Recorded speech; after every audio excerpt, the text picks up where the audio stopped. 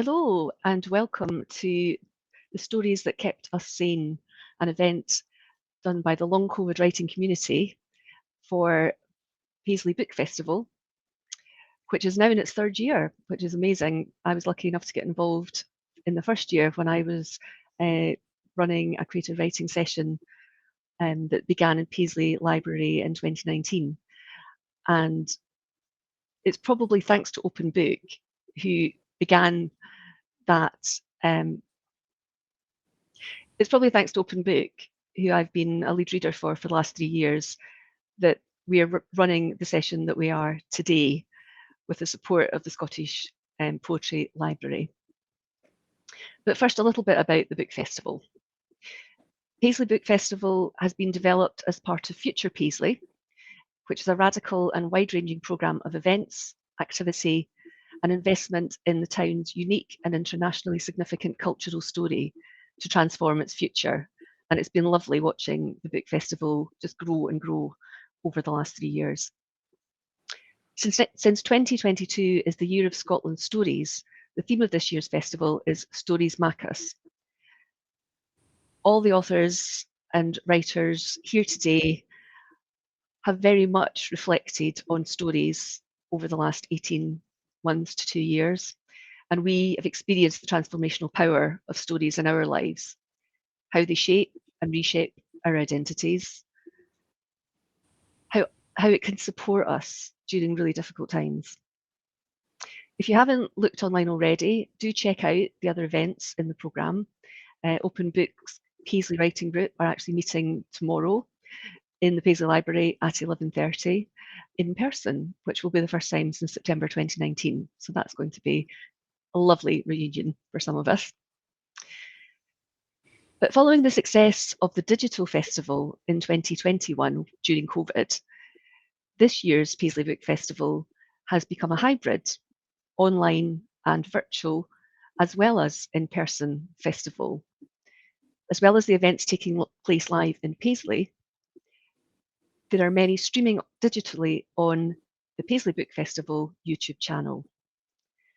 Films from a selection of live events will also be uploaded in the days after the events have been aired. And all digital content is free to access, which is fantastic. We very much appreciate the support you've shown to the festival and to people with long COVID by coming along to today's session. If you're in a position to donate, the festival would really appreciate the support to maintain and sustain the work it's doing. And you can do so by visiting paisleybookfest.com/support. They also have a pop-up bookshop provided by Edinburgh Bookshop in the UWS campus for their live events.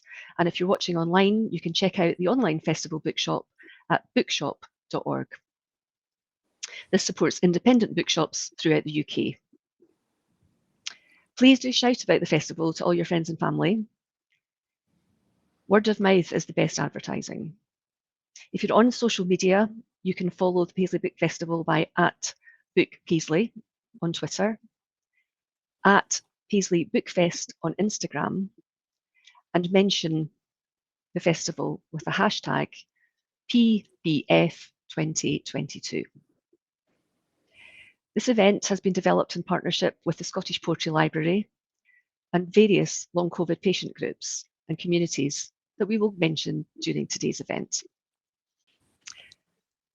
So my name is Lesley Macniven. I'm a writer, a coach, and a consultant.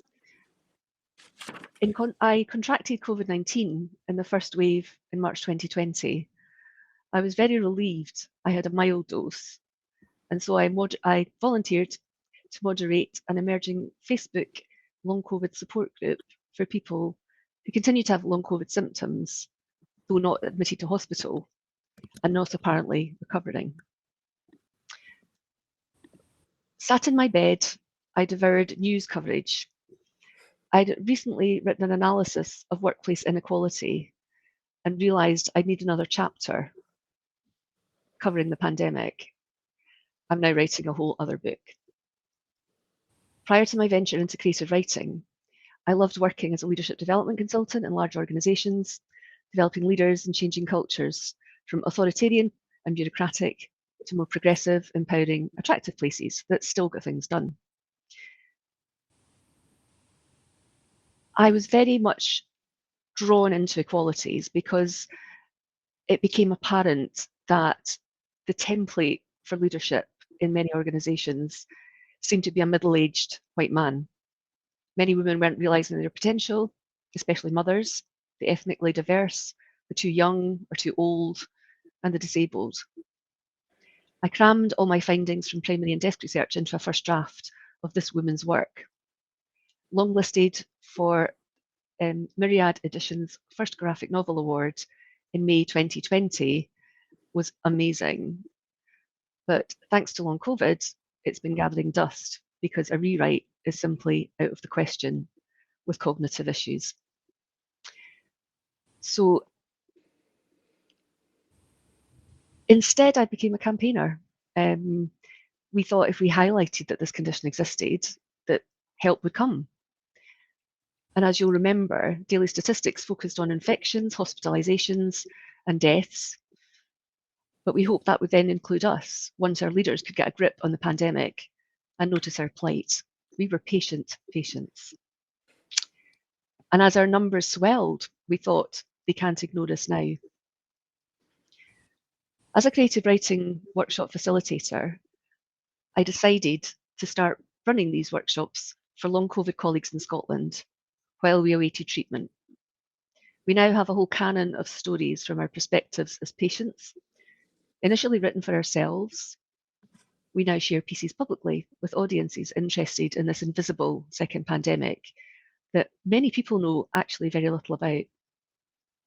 The whole process has been cathartic, healing, fun even. Feeling safe, heard, and understood, we exceeded our own expectations. Writing the overarching story of the second pandemic became a frame for other stories, and it had me thinking about the future. My ire about inequality had shifted to the long COVID cause. I'd used coaching and writing skills to support ill people. I'd found ways to use these stories to drive change in the media. The next step is to now look at much more active work with external organisations and the general public beyond the long COVID community. So thank you for coming along to hear today's session. I would like to introduce you to the wonderful writers who are going to be joining me today. On my screen, first of all, we have Jasmine. We have two writing groups. The first one began in October 2020, and then the second one began, remind me ladies, January 21, I think it was. So this event is largely going to be a showcase of people from the second group, because we originally did a separate session with the Scottish Poetry Library at the end of the first group. But we're lucky to have Briege joining us to share one of her poems in relation to the first group. But first of all, Jasmine, would you like to just say hi and a little bit about your involvement with the writing group? Sure. Hello. Thank you for asking me, and I'm very happy to be here. Yes, I think by the time that I started to engage with the group, things were maybe a little less acute, but I was still really trying to process everything that I'd been through. So this was such a wonderful platform and such a friendly group of people who had all a shared experience, not one that we would ever wish on anyone else, but there has been a lot of growth and reflection, and I think this was just such a nice way for me to process some of the, trauma, for lack of a better word, of what the last 2 years, or when I started, the last nearly a year of my life had been. So yeah, I'm going to, thank you. That's perfect. I mean, we'll be hearing a lot more from you in terms of your journey, and your poem in particular. We're going to split into 3 parts, and you're going to narrate, and you're going to come back and, sorry, I think we should edit this bit out. I've actually got a funny eye as well. This doesn't happen to Anna Ford, does it? Okay. Show made. Thank you, Jasmine. Yeah, you've been a real delight to have in the group, and we are going to try something a bit creative with one of your longer poems and split it into 3 sections and include it in the 3 acts that we're going to have me narrate about the overarching story of long COVID. Emily, what can I say about Emily? Emily was so enthusiastic about doing the first sessions that I asked her, and I didn't need to ask twice, if she would support me to facilitate the second group, so that we had a bit of backup, and she's been absolutely brilliant. We are just such good pals now. We both have organizational development, coaching, training backgrounds. We're going to be doing all sorts of things in the future, but it's been an absolute joy having you supporting me when I've been running this whilst recovering, and just knowing that there's that backup there. And I think that's very much the theme of any kind of long COVID activity, is that we buddy up and we make sure we do things in teams, and it's very much a community-based approach. So Emily, anything you would like to say about your time with the group? Thank you, Lesley, and thank you so much for having me here today. I think really one of the things that majorly struck me, because I was part of the first group and then, as you said, have helped to facilitate our second group. But one of the major things that touched me was that my time with the writing group in the first group was I actually found me again. That sounds quite dramatic, but it was time for me to actually get my thoughts out on paper through poetry, and I felt like myself again for a few minutes after experiencing, as Jasmine quite rightly said, some really not very nice feelings and feeling really ill and the trauma of it all. So yeah, for me that has been a major part of healing, really. And then helping other people to do that has been so rewarding, so rewarding, that, as you said, you didn't have to ask me twice. I love doing this role. So yeah, and it's really great to meet all these different people that we facilitate these writing groups for. So yeah, it's an honor to be here. Great to have you. And you're also our stunt double for anyone who can't make it, because again, we can't always guarantee that by 7:15 in the evening when we're recording this, that everyone is going to still be upright and coherent. So forgive us if we get the odd brain freeze. It's not unusual, and we do get there in the end. Thank you, Emily. So Briege, you've joined us to do a double header poem that you wrote in the first group to start us off, but you're also our first published long COVID community writer, not just by the Scottish Poetry Library, but also in the Scotsman. So do share us the secrets of your success. There's no secrets apart from what Emily just said, and I think it's just being part of such a supportive, collaborative team, a group. Thank you so much, Lesley, for inviting me back in today. I feel like I've come back to a reunion of our group, first group, our writing group, which you reminded me started in October 2020. Talking about trauma, I mean, it's hard to remember. It feels like such a long time ago, but someone reminded me today that even the term long COVID was only really termed somewhere around the autumn of 2020. And those of us who first caught COVID in that first wave in February, March, April 2020, there was so much uncertainty, wasn't there? Those first few months, we didn't know what we had.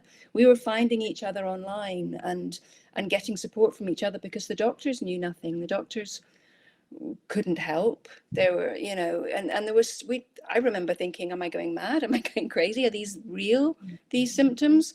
And so, like Emily was saying, I mean, coming to this group and finding this group of people who'd been going through the same thing, we all had so many similar experiences, but being able to make something creative, something positive out of it, to try and sort of tease out all these feelings and terrible things and put them down on paper. It really helped. It was like sort of trying to find, it was helping me find a way through this. And I really, really valued that. We went on for what, nearly a year, our monthly sort of group meetings. And yeah, it was definitely one of the best bits about having long COVID, and one of the best bits just generally would have been otherwise. So yeah, no, I'm really happy to be back. Lovely, thank you. And really, this is why we invited you back, because you said such lovely things. But and as people will find out in a moment, you write such amazing work as well. You do. Everybody does, and that's the cherry on the icing on the cake. You know, we're doing this first for us, and then we're doing it for each other, and now we're doing it to try and spread the word and still keep pushing the boat out to make sure that people see that we're bobbing about still on the waves 18 months to 2 years down the line, waving our flags of distress and saying, please can somebody throw us a life jacket. So we also have Kate, who is planning to join us. And that was perfectly timed, Kate. I know that you've been rushing around doing a few things today, and you were very much, I'll see how I feel on the night. So it's so good that you're joining us. We've just been introducing ourselves. You may have heard backstage. So do feel free to say something about yourself and how you've enjoyed being in the group, or not. I assume you have, since you've come tonight. But yeah, you've always had a lovely interest in nature and brought lots of nature into your work, as Jasmine and others. It's been a bit of a theme. And I remember one time you actually did a session lying down, but you stayed even though you were feeling like you were struggling. And to me, that's, you know, as a facilitator, that's good feedback if people, you know, are literally still engaged even if they can't remain upright. So over to you, Kate. I can only echo Bridget's words about how it's You're a been little one of the bit faint. I highlights. think you might, sorry. Oh, Can you, it's because you're so softly spoken anyway. Maybe just need to edit this wee bit out. That's fine.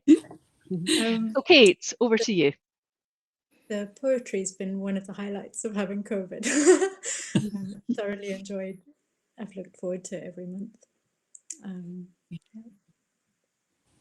I know it's been life-changing, I think, for many people, but it's helped us also reconnect with things that maybe we were too busy to spend as much time with as we thought beforehand, and it's something that stayed with us. Okay, so in our creative writing groups, reading leads to writing, and we start with words on a theme. This new condition, this new situation that we've all found ourselves in, has created a whole new lexicon, not least the definition of long COVID. These new words may appear in our stories, talking about new challenges and opportunities, as the writers were talking about. And we now have many, many instances where the old ways of the pre-pandemic are no longer serving us.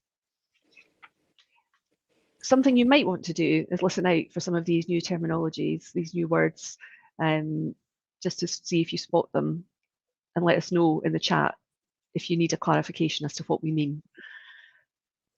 We can expand and explain in the chat as well if you've got any questions or comments. But for now, we're just going to record the story, which will be a narrative of the long COVID journey or the long COVID illness, interspersed with excerpts from the work of the writers in the room to try and illustrate some of the key points. This story, the stories that kept us sane, is a patchwork quilt, carefully crafted, beautiful squares of story stitched together to tell the bigger story of long COVID. Our collective story, written by piecing together various pieces of writing done during the last 22 months. This is the third time I've told our collective story in this format. There is no definitive version. Each event is unique, framing different squares of story of my co-creator's most personal words and feelings. And it won't be the last time we tell these stories, with similar themes at the seams, joining them together. There are as many quilts as there are people with long COVID, 79,000 of us at the last count in Scotland, which is likely a significant underestimate. There are many people in media, politics, medicine who've spoken for us, usually laced with a huge helping of hopium. Most of you will just get better. Omicron's going to be milder. Kids don't get long COVID. Tell that to long COVID kids who are now supporting thousands of families in the UK. We didn't recognise these stories being told about us within our own community. These stories did anything but reassure us. There's a word for telling people that their reality isn't real and that they can't trust their own sanity. Medical gaslighting is a whole topic we have had to explore, understand, and counter, especially women, especially with any previous history of mental health, anxiety, depression, or medically unexplained symptoms. No, for us, those with lived experience, our stories are the most authentic. Nothing about us without us became our mantra. Let our voices be heard.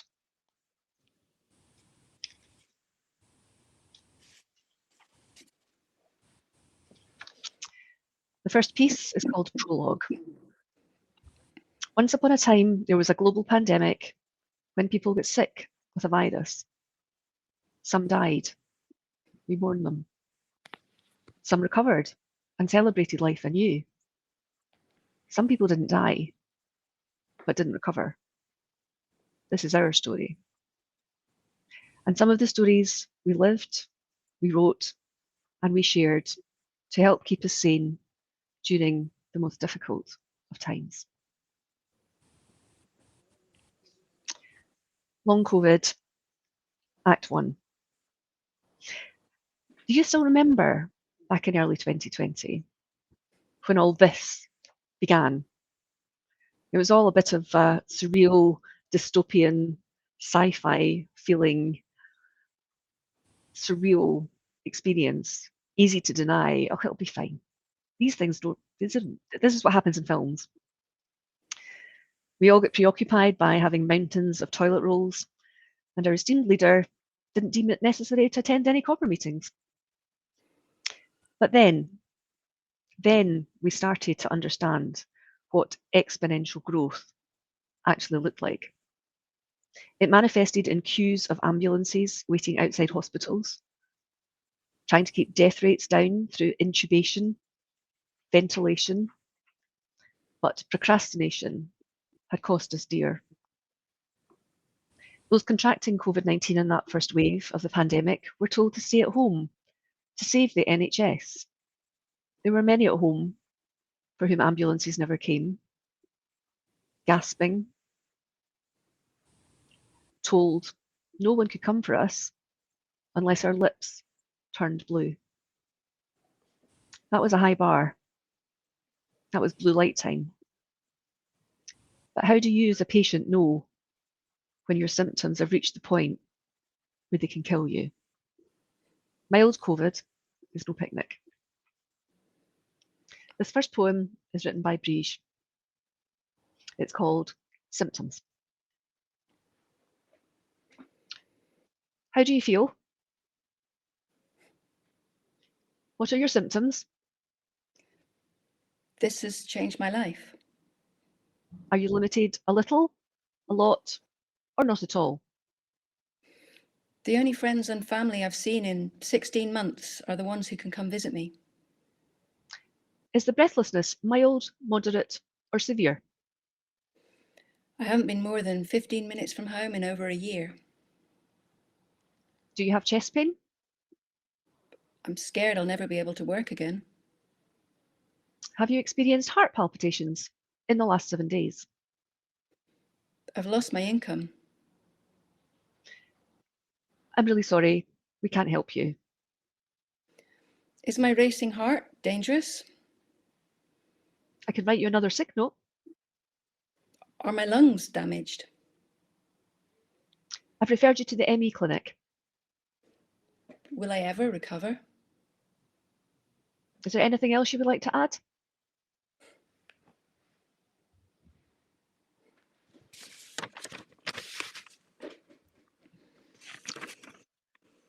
Thank you, Briege.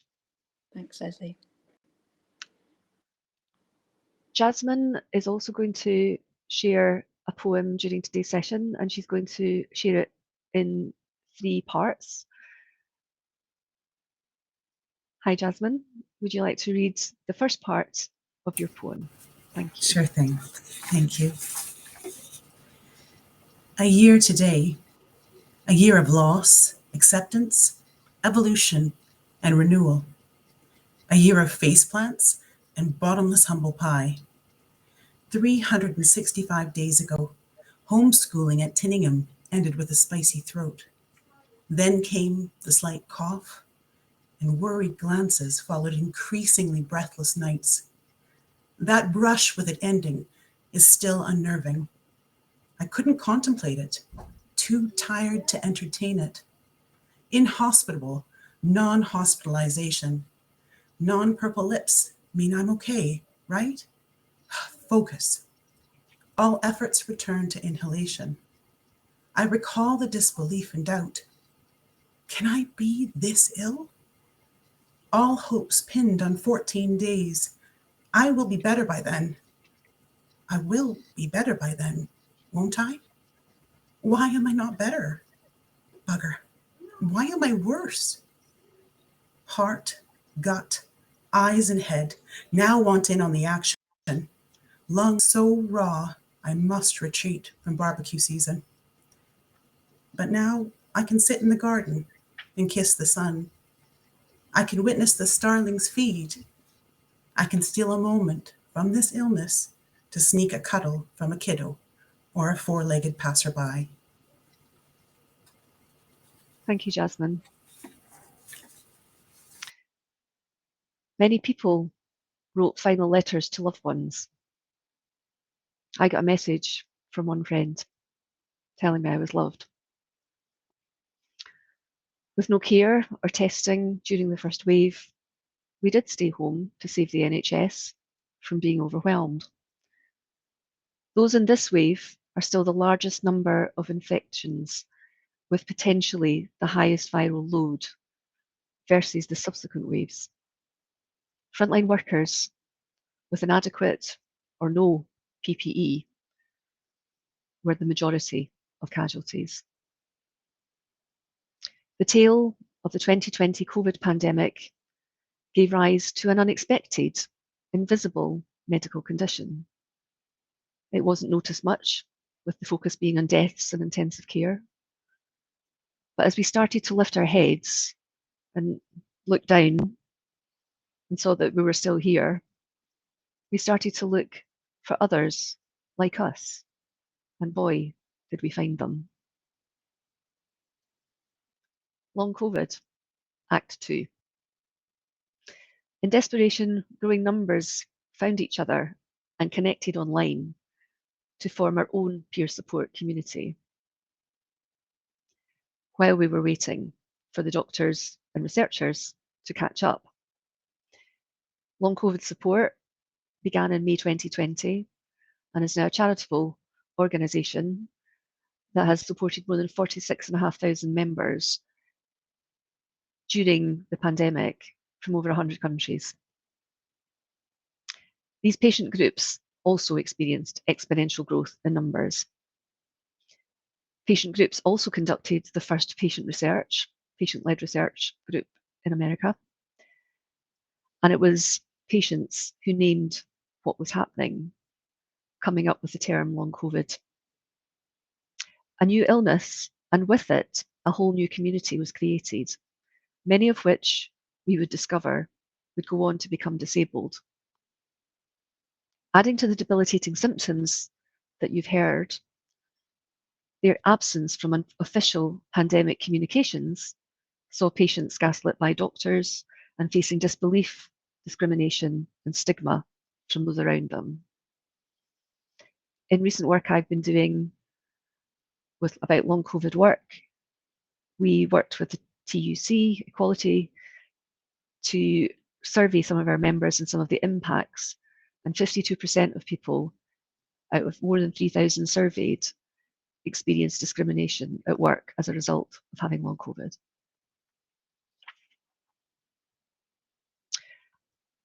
Can I ask Jasmine to share the second part of her poem first, please? Sure, thank you.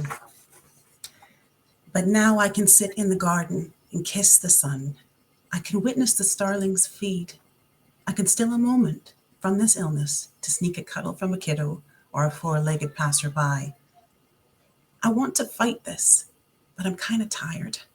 I want help from my doctor, but I'm in the post-viral pile. No further investigations needed. Time ticks on. I still feel bad. But now I want to fight this. Now I'm angry. Aren't you meant to help me? Imagined shoulder shrugs on the end of the phone line. This duty of care is uncaring. There's something really wrong with me. With this. I learn online. I absorb even though my brain hurts. I'm validated and I validate.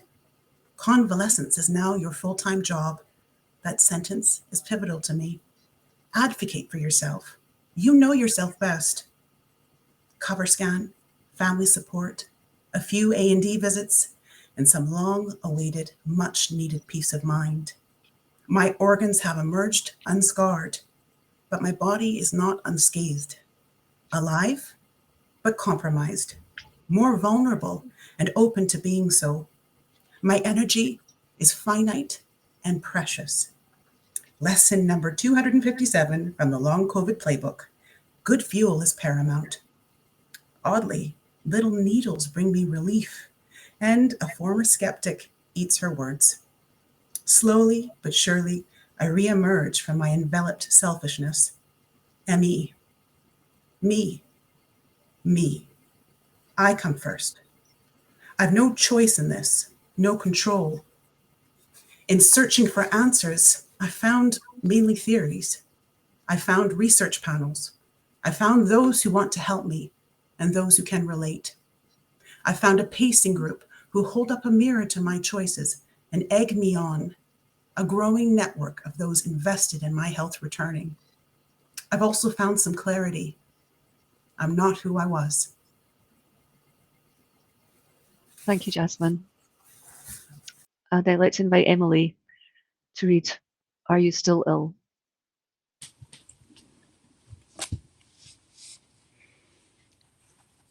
Are you still ill, they ask, unable or unwilling to grasp the concept of being ill for a whole year. I reply with a lie. I'm getting there. Fatigue is still an issue. Oh, for me too. I often have a wee nap in the afternoon. I try not to sigh. I know it's well meant, but if they just spent just an hour in my place, experience what I have to face, the downs and ups and downs of this disease, trying to focus, attempt to ease your body and your brain. Can someone please explain? Why am I still ill? I know there's no magic pill to provide relief from this pain. All the same, please will you listen? Recognise that not all those with COVID die or survive. Some of us continue to just exist. Collating our new symptoms in a list for our medics to dismiss as we watch life passing us by. Next time, I will reply, yes, I am still ill. Thank you, Emily. I love that poem, particularly the last bit. And then if we could invite Kate back to read her wonderful poem One Day. One day I will run again. One day I will swing my nieces high for sheer fun again. One day I will lie careless in the sun again. One day, but this one day, today, one day at a time, I must content to Korean under covers, flask of tea at the ready, quiet and waiting, gathering strength, ever hopeful for the return of those other days again. Beautiful, Kate, thank you. The latest ONS statistics I mentioned before indicate 79,000 people in Scotland have long COVID and are currently experiencing symptoms. Approximately 1/3, more even, have been living with debilitating symptoms for over 1 year, every day at home.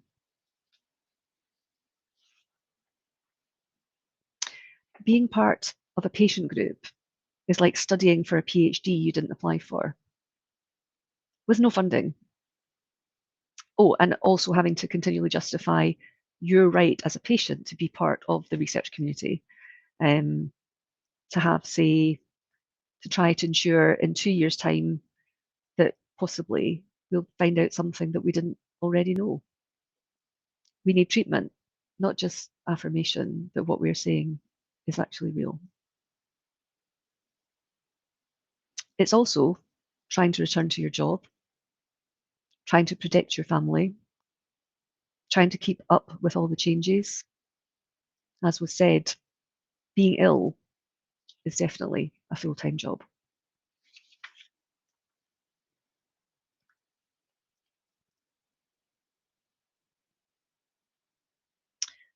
Act 3. Where are we today?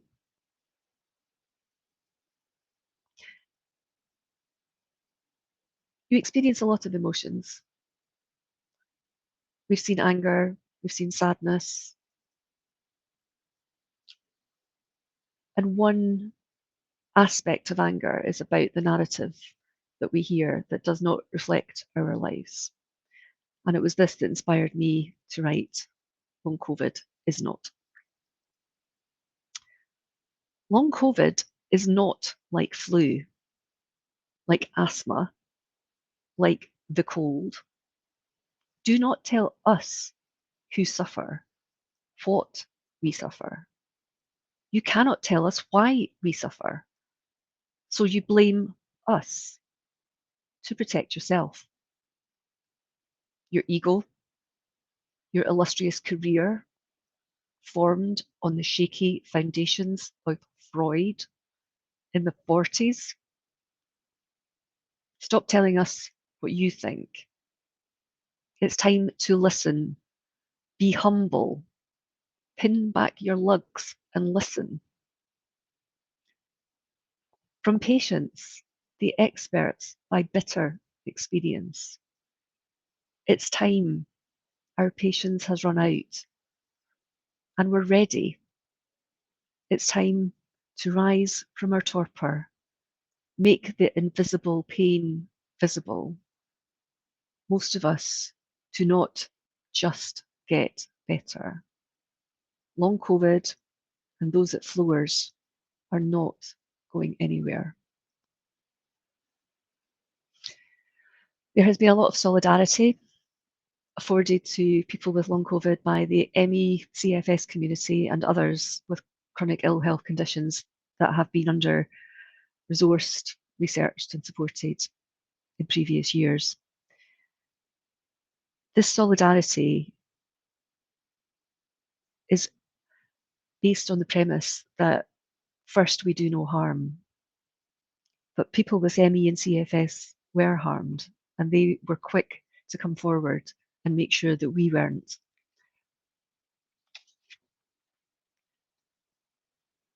They've had our backs, warned us, don't fight what your body is telling you, don't push beyond your limits.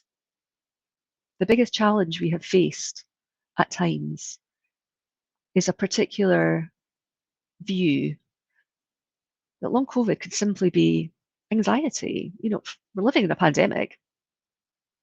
It's a convenient way to draw a line and avoid apologising that there isn't any resource to test our organs for damage. Oh, but we can get on a waiting list for some musculoskeletal rehab. I ventured out for drinks in November. It was a huge thing. And I met a surgeon there who, finding out what I'd been up to for the last year as an activist and campaigner, decided to tell me that, you know, most people with long COVID, you know, it's just anxiety. I let her live. I've missed being out. I'm an extrovert, but even so, I don't go out. And when I do, I feel like I don't belong, like I stand out apart from the crowd. Like people don't around me don't get my current situation and why feelings of concern come up. Those who go out and have fun without a moment's thought, we can't enjoy that freedom anymore. We know too much.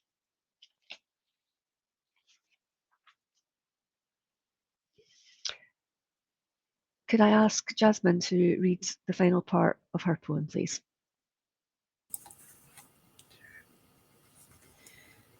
I have also found some clarity. I'm not who I was. I concur, Mr. Rosen. I missed some bits, but not all. Not all is lost. Some is lost, but not all.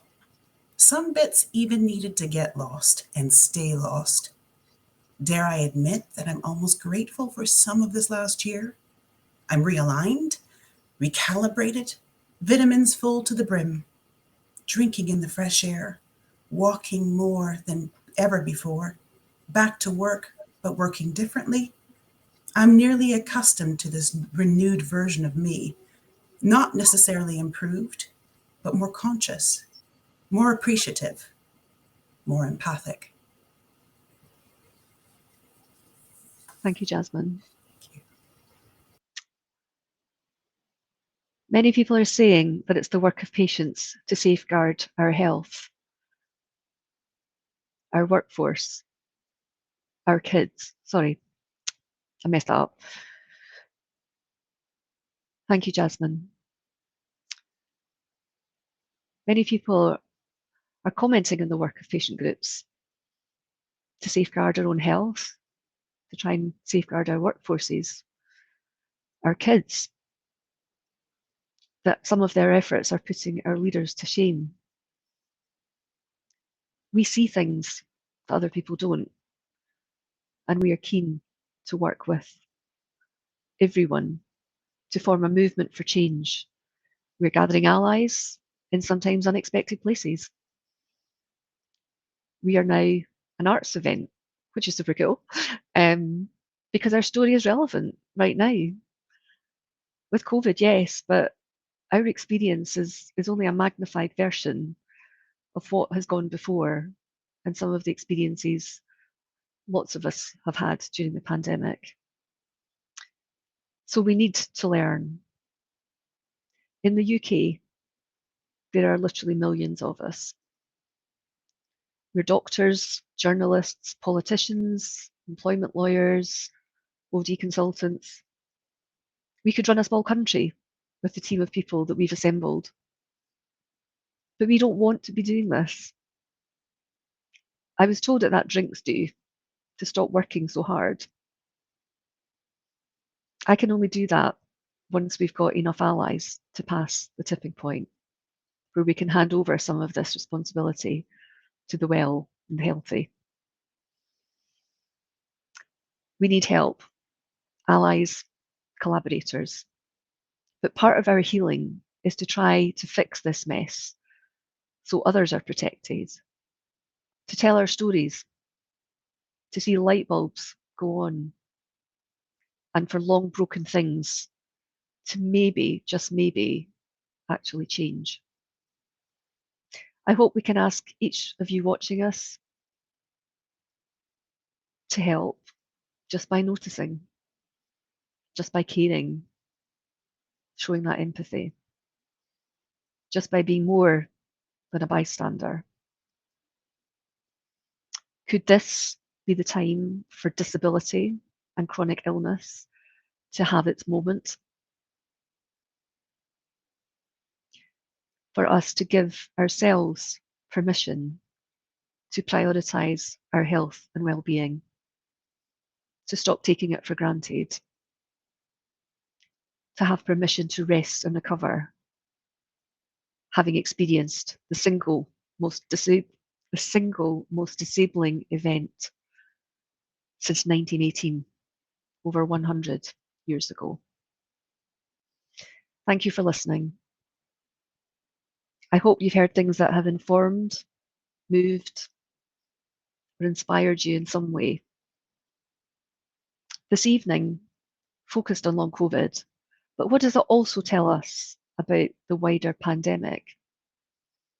What we are told, where narratives come from. Whose role is it to write these stories? And that has been the story of long COVID, interspersed with some of the stories that helped keep us sane. The first people I want to thank are the writers, Jasmine, Emily, Breege and Kate, who at great cost to themselves in terms of energy have come along to record this session.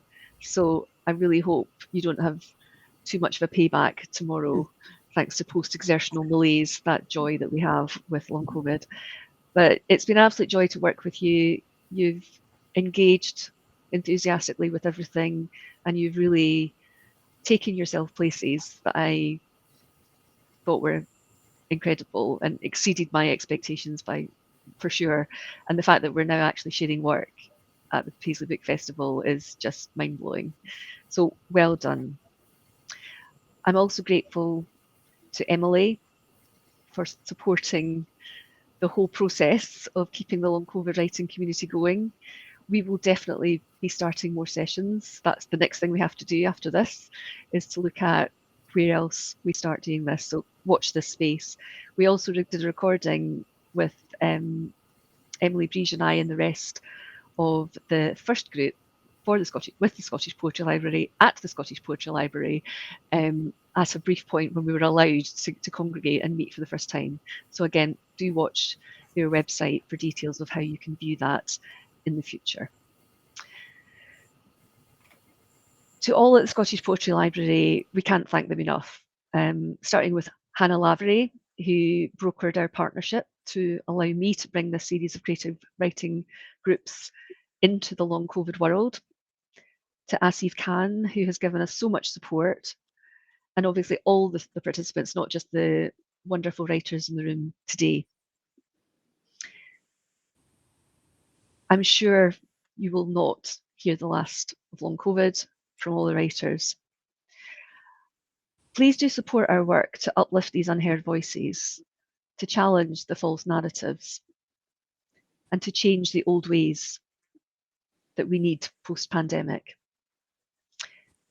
You can find us on Twitter at long_COVID, at long COVID work, at Lesley Macniven, at Emily Thomas, and you will hopefully see more of our work at future events to come. I'd also like to thank Jess and the Paisley Book Festival for giving us this fantastic opportunity to piece together and share our work. And please do take a few minutes to complete the online evaluation form that you'll be sent after the session. Whilst Jess will be interested, we are really interested as well, because this is something we want to do again. And if there's anything we can do to make it better, please let us know. We possibly should have had a trigger warning at the start about all the trauma, but you do see right now that we're still here, we're still smiling, and we're very resilient, but we don't sugarcoat it. It's been a tough couple of years. So well done for everyone who's still hanging in there. And there's hundreds of us, and there will be people that you know who have long COVID who will not have told you because of the stigma. So please do just ask after people who you're not sure about, who don't seem to be out very much, who possibly aren't actively ill that you're aware of, but actually are maybe not quite themselves. It's nice to know we've got a network of people who get it, who listen, who believe us, and who are patient to be with us while we go on this very long, slow journey. We believe we will get better. We are getting back to work, but it's painfully slow, glacially slow. But as long as we're making progress, we want others to have faith, the faith that we hang on to, and that hope that's real, not hopium. I'd like to finish with a final poem. And let's hear again from Emily.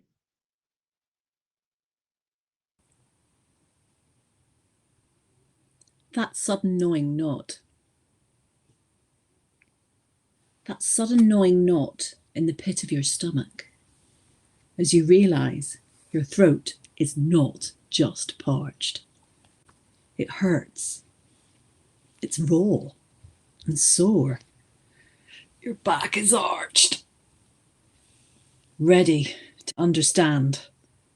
That dull head is developing into a full-blown band playing in your brain, with the thud of the bass down, receiving it down low, all culminating in aura and your speech becoming slow.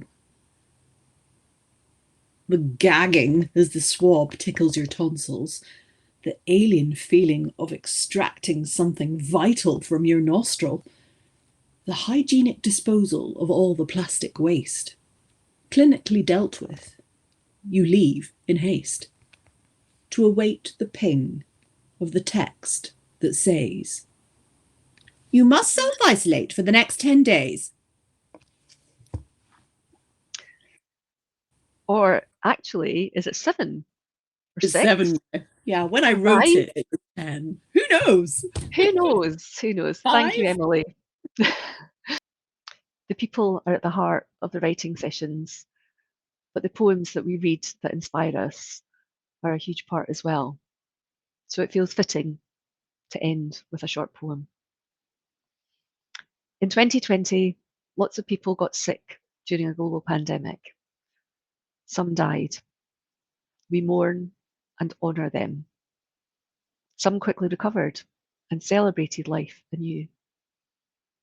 Some people got long COVID, or long COVID got them. Please help us tell our stories. Thank you.